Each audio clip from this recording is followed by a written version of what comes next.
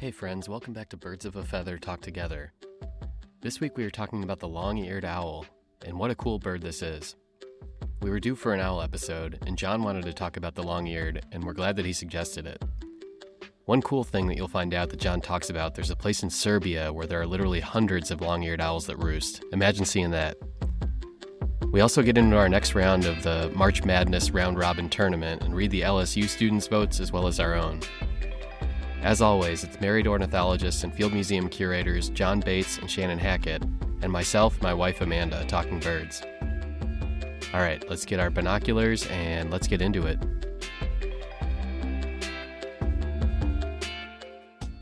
All right, welcome back everyone. So we're going to talk about the long-eared owl this week, and then we'll get to our next round of the March Madness round-robin tournament after that, but starting with the long-eared owl. So John, I think this was a bird that you originally wanted to do and had suggested to add to the list. Do you want to kick it off maybe, or? Sure. I think among the owls, this is sort of an enigmatic one. In other words, you get great horned owls and screech owls. And then in between, you've got these medium-sized owls like long-eared, and there's also short-eared. And long-eared owl occurs all the way across North America. And at the same time, it's not something that you're going to see all that often, unless you happen to know where a nest is in the breeding season or where a roost is in the wintering season. And that's one of the interesting things, this roosting behavior that they have in the non-breeding season is something we can talk about down the road. But yeah, they're a medium-sized owl. They're kind of they're very upright. And they have these ear tufts that go straight up and kind of these chestnut facial discs in the side. So they have a real distinctive look about them. And then the distribution of these birds is pretty amazing too, because they're all across North America, and sort of straddling the U.S.-Canadian border. And then the same thing happens in Europe, where they go all the way into China from Europe. Yeah, looking at their distribution, it seems like, they cover a lot.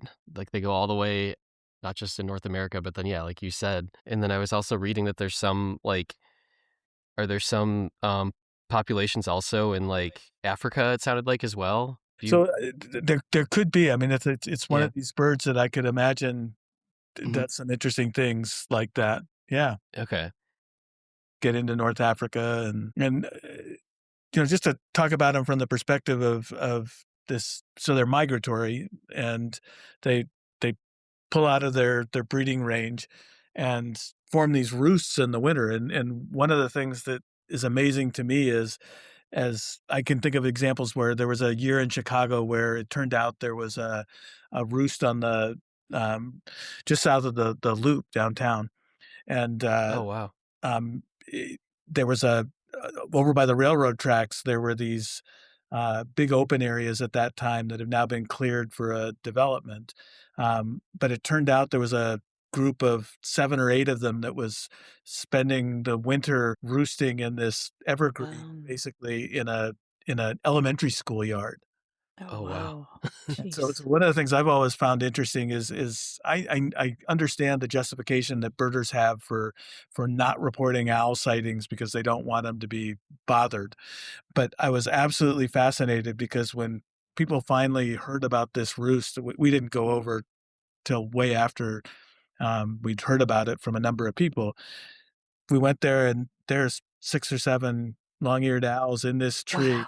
In a situation where there are kids running around every day. And all I can think is there must have been a heck of a lot of small rodents, which are what they eat, out in this field that was adjacent to this area, such that it was a great place to spend a winter.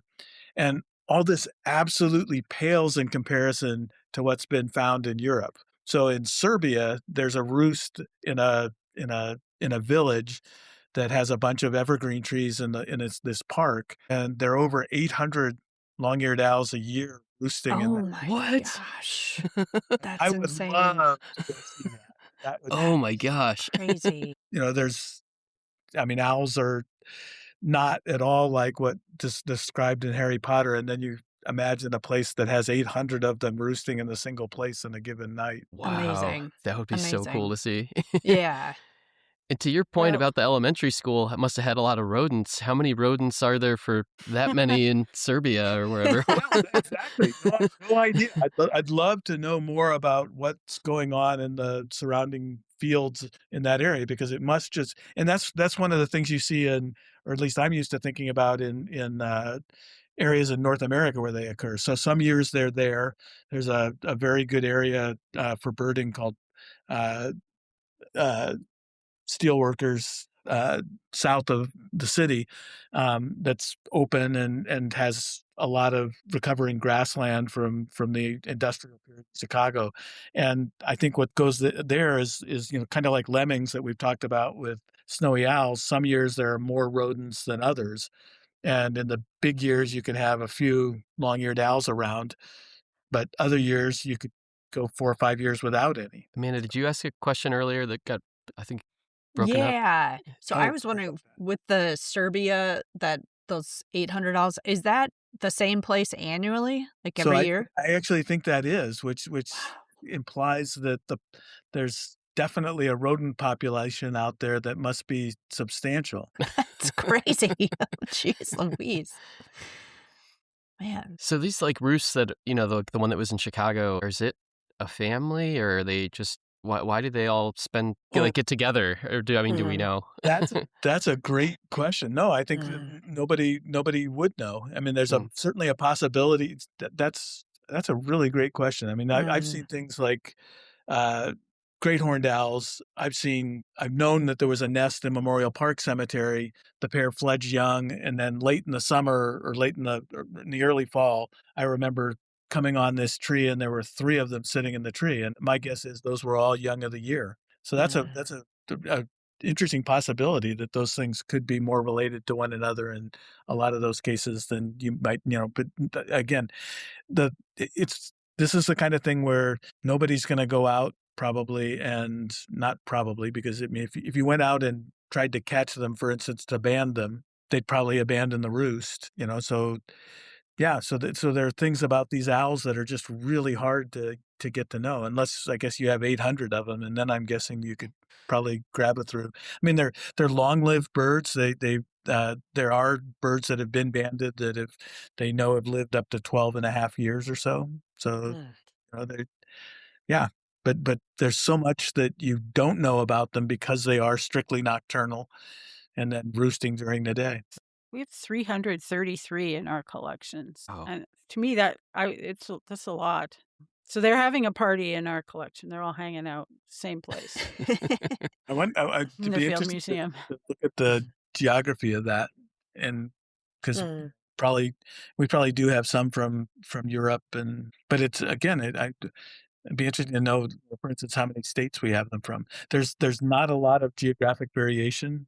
In other words, the populations are. I don't know that anybody's ever looked at the genetic structure, but I would be surprised if the New World ones weren't genetically distinct from the Old World ones. But other than that, they may be fairly connected. I saw a picture of the owlets online, and they were really cute because they kind of looked like, and I don't know what how mature they were, but I think of owls as being these little kind of like poof balls when they're chicks, but I feel like these long-eared owls, like they looked like just miniature versions of the adults, at least the Oh. picture that I saw.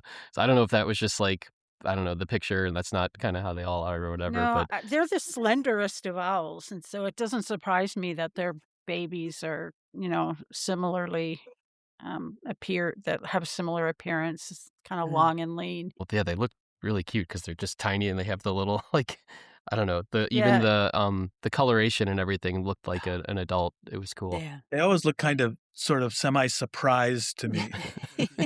Just Yeah. yeah. like they're looking at you going, "What are you doing here?" But for people who are listening that don't know much about owls, those are not ears. The tufts Mm. are not. They're not ears. They're just feathers from the top of the head that are used in some form of display or whatever. But the ears are actually on the side of the owl's head, not kind of on the top like that. So even though Okay. some things might be called eared, it's not. not actually eared. Yeah, and I too. wonder because they're so nocturnal, it wouldn't surprise me that they're like barn owls, which are known to have asymmetrical ears, They which do. helps with the triangulation in sound. Yeah. That's really cool. Yeah. Yeah. And they have the facial discs, which also funnel sound in. And some owls, these ones too, I think, have kind of like very side to side variation in some of the head, the bones in the head too. All of these things help you triangulate where the sound is. If you're going to hunt at night, you're not finding your prey by seeing it. So you have to have super, super, super finely tuned ears, so if you look in the parts of their brain that are responsible for sounds, if you look at these neurological properties, they have high densities of neurons in these parts of the brain so that they really do have very acute hearing and a lot of not just the brain, but the other things to make sure that bird knows where the sound is. Because, I mean, it could be under the snow, too. So you have this little thing underground or under snow that this owl is finding in the dark. Wow. That's Wow. pretty awesome when you think about it. Yeah. That's amazing. How does the asymmetrical hearing, like, I was trying to think, how's that a benefit? Like, do we know, like, Yeah. how that, Well, yeah, we do. It's almost the same principle why I can't find anything. Because um, if sound is only coming into one side, it relies on the fact that sound, your brain figures it out and you aren't aware of it for the most part. Although if you're deaf, you become very aware of this. The sound has to travel across your head to get in your other ear. And that slight delay helps you triangulate where the sound is coming from. And so if you want to magnify that, because the acuteness really makes more difference. I mean, if you had your ears offset, you might not be very good at reproducing because you might not be attractive. But for that bird, That's why they're you don't affected. see its ears. You don't see its ears, and it's a serious advantage, which is why it happens in owls and some other nocturnal things. When you have to make your hearing as acute as is humanly possible, or not humanly as is They've done possible. experiments with So- with barn owls where they've allowed them to forage in a blackened room, and the owls without any light at all can catch mice, can triangulate. Jeez. that is so cool. That's amazing. Are all the ears asymmetrical in the same way? Or does it vary from owl to owl? I don't know about that. I don't That's know. a super good. We have the place to go to look at that. Oh, okay. In other words, our skeleton collection would be absolutely good for that. I mean, Oh, cool. it's funny in these asymmetrical things. So I think my recollection is like with crossbills, it's mostly one way, but there's a small percentage that go the other way in terms of the bills growing across and Oh. crossing. And so I wonder if I don't know. I wonder whether that's the same way. Well, It's like left-handedness almost. yeah. You're Yeah. a lefty, right, John? I am a lefty. Yeah. In the minority once again. Flip coin. Yeah. So you want to know what I did at 2 a.m. with respect to this bird? Yes. I got Tell sucked us. Went out in the into backyard. I got sucked into Greek mythology because I was trying to Oh. figure out the name of this where the name of this bird came from. So Greek mythology, sometimes I think I'd like to have hung around with some of these people to see either what they're on or what on earth was happening in their lives that had them come up with these incredible stories. So first off, the genus and species is Asio otis, and both of those mean horned and owls. So horned owl, which is hilarious but strange. But so this whole Greek thing. So Otis, and this is where it comes from, is in Greek mythology, and he is the brother of Ephraites. Um, and together they're known as Eloidae, and they were giant demigods, and they tested the might of the gods and attempted to rape Artemis. Remember when we talked about Artemis, the shapeshifter, earlier in a different episode, and Hera, and it resulted in their deaths because first off, they were the children of Poseidon, and they grew 9 inches. This is my new word. I had to look at what a fathom was. So it's 9 inches. So they grew 9 inches every month, and they were they were 9 fathoms tall, and a fathom is 6 feet. So they were 54 feet tall by the time they were 9. And they lusted after Artemis and Hera and plotted to abduct them and use their strength to pile mountains on top of each other so that they could get to the top and spy down and find, plot their attack. Hmm. And when they plotted this attack, the gods were not amused, and they they abducted Ares, put him in a jar for a year, and then Artemis came to rescue Ares. So and then they attempted to rape her, these 2 brothers. And they fought over her, and she shapeshifted into a white doe, and they shot their spears, and they killed each other. Oh, So good. that's how they died. And then the best part is they went to some version of Greek mythology, hell, and they had an owl that mocked them for the rest of their days in this place. So Wow. a screech owl mocked them. So there you Pretty go. cool. That's I what you like that. do at 2 a.m. as you get sucked into Greek mythology. I didn't read Greek mythology. Did you guys read this stuff as a kid? No. No, me neither. I didn't know anything. Yeah. John, you must have, because your family read everything. No, I had my sister read a lot of it, so I got some of Mm. that from her. Yeah, I was thinking that the idea of owls mocking anything is weird, only because I feel like owls are pretty retiring. Except screech owls I think it's the screeching part of the screech owl that it screeched at them. Screech owls don't screech that much either. I don't Well, know. it does in Greek mythological literature. Okay, Sure, like so they there didn't is a- ask you. They didn't ask you for your ornithologically informed opinion when That's- they were making up their. One thing about long-eared owls is vocally they're definitely one of the more underwhelming birds out there. They have this big kind of woo. Does it But they travel are- far, though? I feel like I was reading. So to be don't honest, know. with you, I'm not sure I've Yeah. ever heard it. Oh, okay. And so that's another thing is that it's like I read somewhere that their hoot can be heard like 0.7 miles away, which I don't know if that's far or not. Holy I cow! was like, That's really far. 0.7 miles? Okay. Well, certainly different things of different frequencies travel further through the air, and some birds' vocalizations is dictated by those things, like how far sound can travel. But 0.7 of a mile, to me, that's really- far. That's really interesting because I feel like the density of that bird outside of these places in Serbia where there are 800 of them is generally pretty low. If you're a male trying to attract a female, I'd want to have a call that went a long ways like that. I'm gonna play it real. Oh, yeah, you got it, Amanda? Yeah, do it. Okay. I'm gonna play it real quick. Hmm? A little underwhelming. Yeah.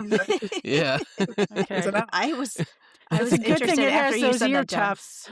Yeah. Yes, that's its And spice. Yeah. I guess it might beat snowy owl, which basically doesn't do much of anything other than hiss or something. Yeah.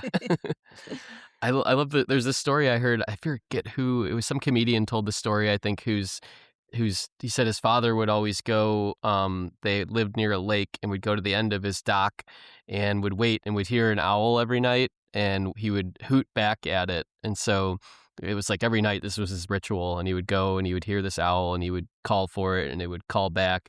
And it was like eventually they found out that it wasn't an owl. It was some other guy having the same experience on the other side of the lake who was like there's this owl that lives across the lake, and if we go to the pier and call for it, it'll call back. And it was just two men having this hooting back and forth, each thinking they were talking to an owl. I love it. I love it. Oh my God. Who would tell that story? It's so embarrassing. I know. I think it was Jim Gaffigan. I think you're right. Yeah. I love that. I love that. I love that. Yeah. So I God. remember at some point, I think it was probably when I was in graduate school, reading a story about a situation. I want to say it was in like one of the swamp national parks in Georgia or Florida, and a guy was out playing the call of a barred owl, which is there's a call. They got a bunch of different calls, but there's that is like, that's dramatic. Well, he was doing it, and he was near a nest, it turned out, and the barred owl came down and hit him in the head. Oh, good. Wow. Because of that. And that's the episode. That's the staircase drama. Yeah, that's Do true. you guys Oh. see that? Yeah. Is that the kind of owl they think?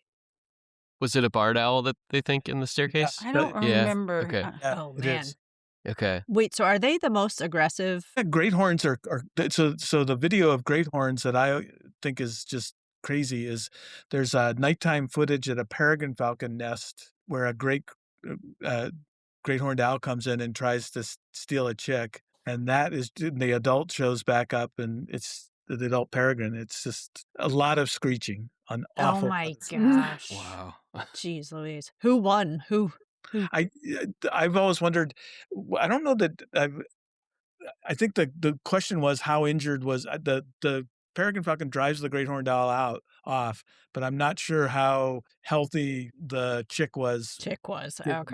The owl came in and grabbed it pretty strongly for at least a little while. Oh, that's awful. So another distinguishing feature of their face is their bright yellow eyes. At least the North American ones, apparently they're orange. When you get into Europe and other parts of the distribution, the eyes are more orange, which might go towards what you said, John, about there being some genetic distinctiveness between, Western and Eastern populations of this bird. Cool. But the pictures of the eyes are pretty cool, including then it gives you insight because there's every time you go look at owl eyes, you can see nictitating membranes. Do you know what those are? So that's like No. a translucent, transparent membrane that comes across the eye to almost like windshield wipers and clean it up and lubricate it and get dust off and protect if you're going to be like diving on something, it can protect your eyes. Lots of birds cool. have them, although not all, but you should look at them because the pictures of the membrane kind of either partway or all the way across the owl eyes are really neat looking. Cool. Very cool. I feel like I've seen in like reptiles. Like, is it similar Yeah. to one like a? Yep. Okay. Yep. Okay. Like close-ups. So of you like can a apparently gator you or can something. see through them. Maybe Okay. not so well. I don't know. I'm not an owl. I don't know what it sees when Right. it looks through them, but yeah, it's super cool adaptation. It's really cool. Well, we've got our another round of March Madness to get into. Should we get into that, or is there anything else on the long-eared owl? Let's go into March Madness. Okay, so round 2. So, if you haven't listened to round 1, go back and listen to the last episode. Basically, we have the students from LSU are voting for one side, and we're reading their results, and then we're going to vote on the other side. So this is round 2. So starting with the LSU student side, so we have the horned lark against the acorn woodpecker, and the LSU students picked the horned lark, won 9-7. So, see, it's getting close. Oh, Yeah. there we go. I'm okay with it. Yeah. I'll go acorn woodpecker. I mean, I'm sorry, horned lark. I still moved catbird forward, but whatever. So, reading the students' comments, someone must have voted for the acorn woodpecker, said, "Please don't kick me out of the Mason lab." There was that story of acorn woodpeckers dropping seeds into a cabin and filling up an entire, like, several feet of things. And so they're pretty good. They're pretty good at shooting. Oh, you're right. Yeah. You're talking about basketball-wise? Like, yeah. Oh my gosh. Oh, I'm reading the comments. Someone said, protest vote because of the calf bird snub. Oh, Shannon. I like I'm that. with him. Yeah. I'm Takes with a them. village. That's awesome. Someone said, I shared this choice with several classmates in my R&R 4051 class. Everyone seemed to vote for the horned lark unanimously. One classmate expressed great discomfort at the acorn woodpecker's eyes and feeding methods. So by the rules of democracy, the horned lark has my vote. That's awesome. I like that they're... It's true. It is one of the more clown-like birds. I like that. All right. So then next up is the cedar waxwing against the American flamingo. And the cedar waxwing won 12-4. Wow. The cedar waxwing is It's like- on fire. Seriously. I don't know what that says about LSU. I thought we outvoted Nick and that we carried varied thrush through because his vote was That's not clearly in error. So I'm still voting for the varied thrush despite my ineffectiveness. Okay.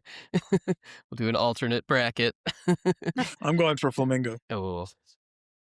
I think the students are selling me on the waxwing. Yeah. I like it was just St. Patrick's Day recently. I like the party. Yeah. I'm in the vibe. party mood. Yeah. I'm okay with that. So next was the club wing mannequin against the Inca tern, and club wing mannequin won 9-7. Yeah, Close, see, it's man. That's closer Yeah. than it should have been. Oh. I don't know. I'm okay with club wing mannequin. I Someone definitely said- voted for club wing mannequin. No question. Someone said, I was really debating this one. I mean, the club wing mannequin's mating display is so romantic, on top of it just being adorable. But the Inca tern's white handlebar mustache is just so conniving and mischievous. It really touches my soul. I love it. I love it. Yeah. There's several mustache comments which I appreciate. Yeah. Very cool. Yeah.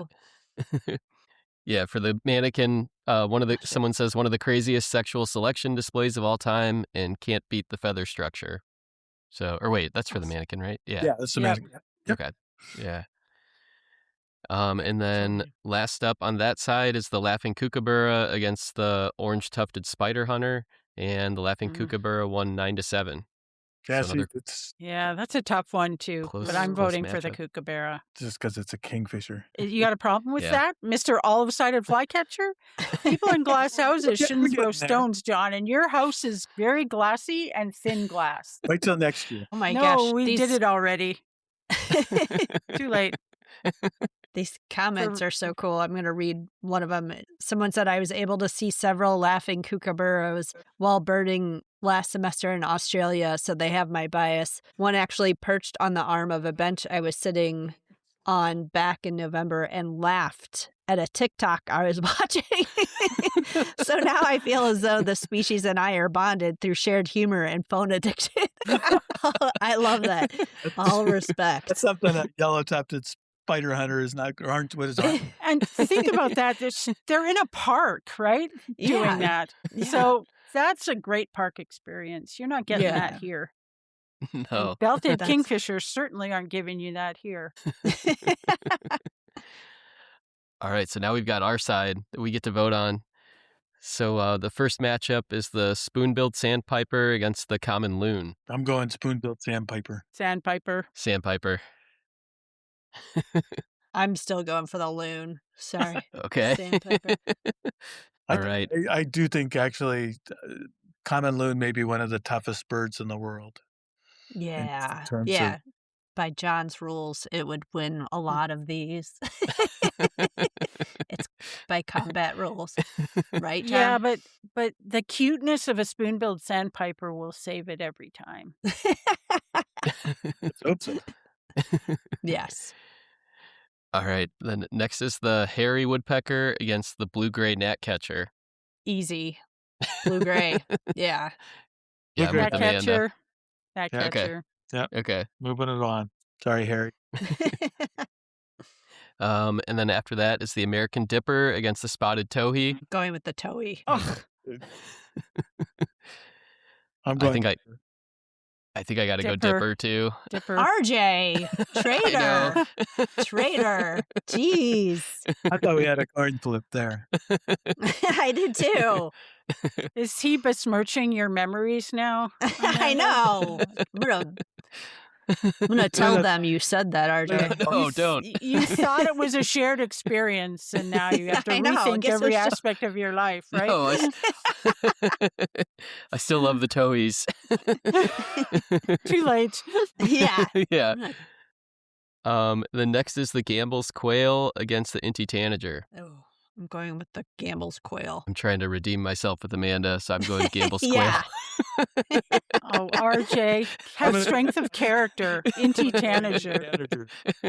Are John? you tanagering, John? Tanager. I'm going exotic and novel. Okay. I think we got to Let me flip a find my coin. yen.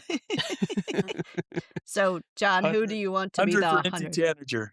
Okay, 100. So, Oh, Inti tanager. tanager. All right. I still have 3 of my final 4s ready. And I vote all 4 of them because we outvoted over Nick, the flamingo over varied thrush. And so I carried the varied thrush all the way through to the final 4. How this works. It is so. I'm allowed to dream in my own mind. It doesn't have to bear any resemblance to reality. And you can commit me later. So LSU is going to win the national championship this year then? Well, we can just make up our own results. Yeah, and- there we go. Yes. Maybe in women's basketball. Oh.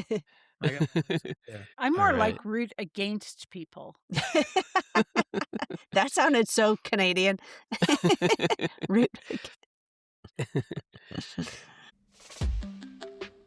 All right. Thanks so much, everyone, for listening. We appreciate all of you and love all of you for listening. So thank you for joining us.